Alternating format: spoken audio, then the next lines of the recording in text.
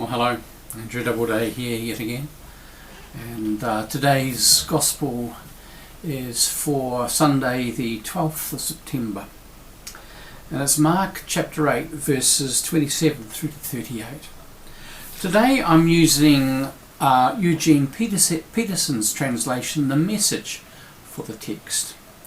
We pick it up, as I said, at Mark chapter 8 verse 27. Jesus and his disciples headed out for the villages around Caesarea Philippi. As they walked, he asked, "Who do people say that I am?" "Some say John the Baptizer," they said. "Others say Elijah. Still others say one of the prophets." He then asked, "And you? What are you saying about me? Who am I?" Peter gave the answer, "You are the Christ, the Messiah." Jesus warned them to keep it quiet, not to breathe a word of it to anyone. He began explaining things to them. It is necessary that the Son of Man proceed to an ordeal of suffering, be tried and found guilty by the elders, high priests and religion scholars, be killed, and after 3 days again to rise up alive. He said this simply and clearly so they couldn't miss it. But Peter grabbed him in protest. Turning and seeing his disciples wavering, wondering what to believe, Jesus confronted Peter. "Peter, get out of my way. Satan, get lost. You have no idea how God works." Calling the crowd to join his disciples, he said, "Anyone who intends to come with me has to let me lead. You're not in the driver's seat, I am. Don't run from suffering. Embrace it. Follow me and I'll show you how. Self-help is no help at all. Self-sacrifice is the way, my way, to saving yourselves, your true self. What good would it do to get everything you want and to lose you, the real you? What could you ever trade for your soul for?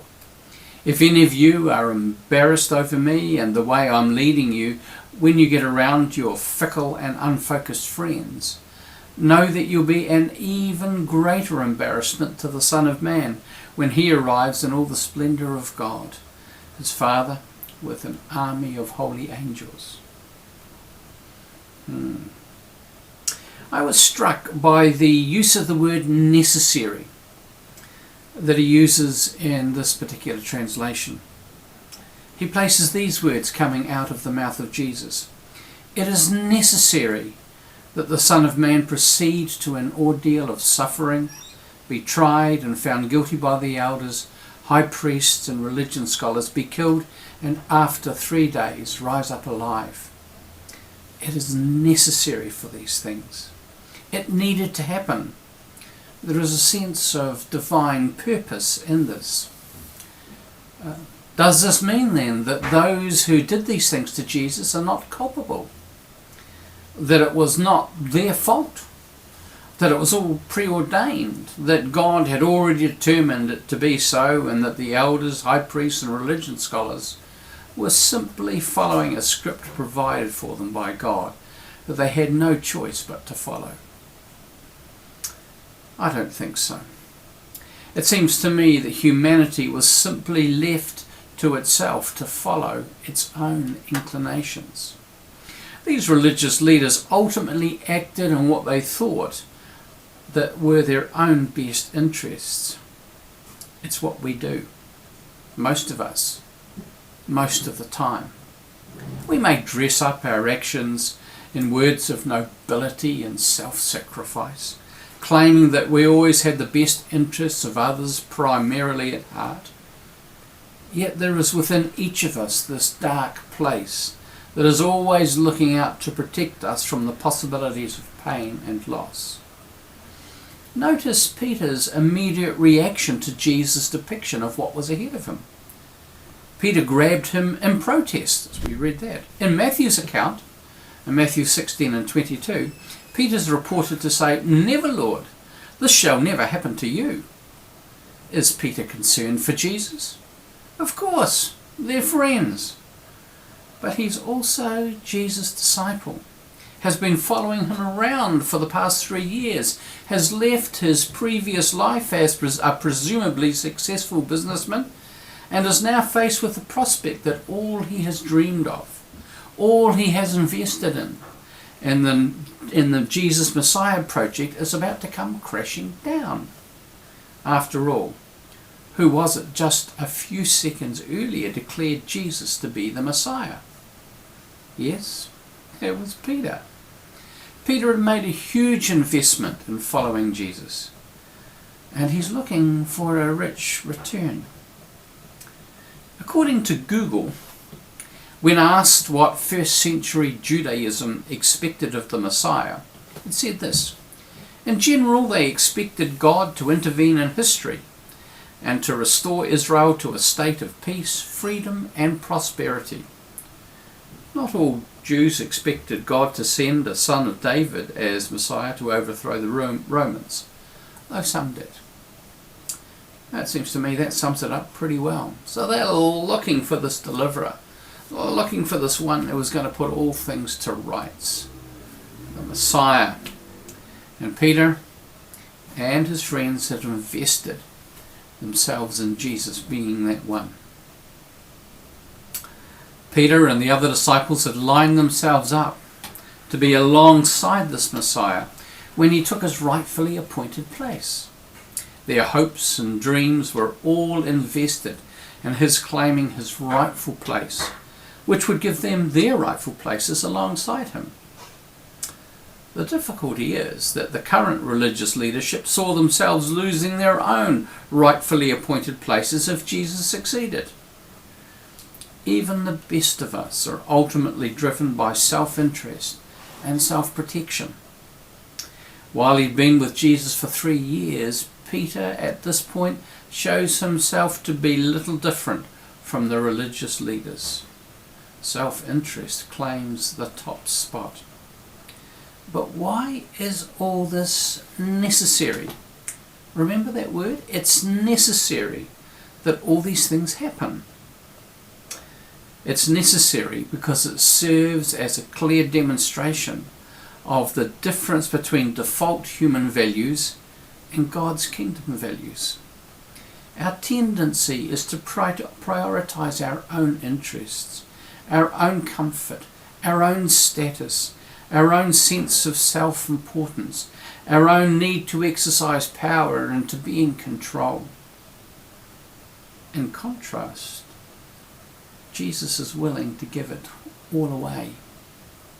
The little passage that has revolutionized my understanding is Romans chapter 5, verses 6 to 8. We read this: you see, at just the right time, when we were still powerless, Christ died for the ungodly. Very rarely will anyone die for a righteous person, though for a good person someone might possibly dare to die. But God demonstrates his own love for us in this: while we were still sinners, Christ died for us. It's that word demonstrates. That's what this whole episode in Jesus' life, suffering and death does. It demonstrates how loved we are, in spite of ourselves.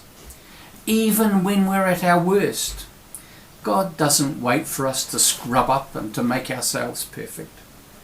God reaches toward us in Jesus when we've done the most heinous, the most unforgivable, the most selfish and self-serving things, and says, I love you, and I'm showing you just how much I love you.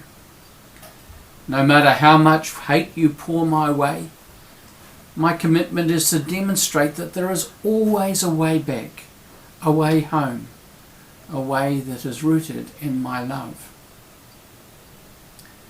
The simple story that we've been looking at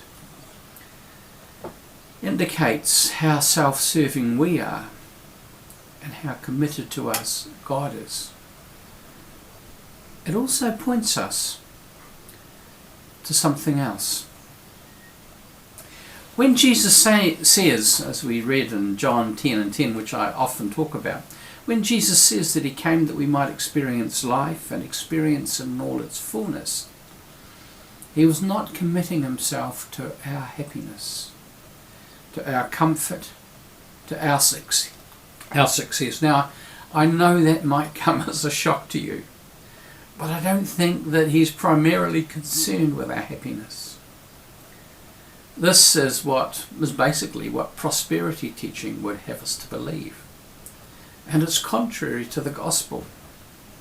Jesus is more concerned with the development of our characters than he is with our happiness. Jesus is seeking people to spend eternity with, the sort of people that express and live his kingdom values.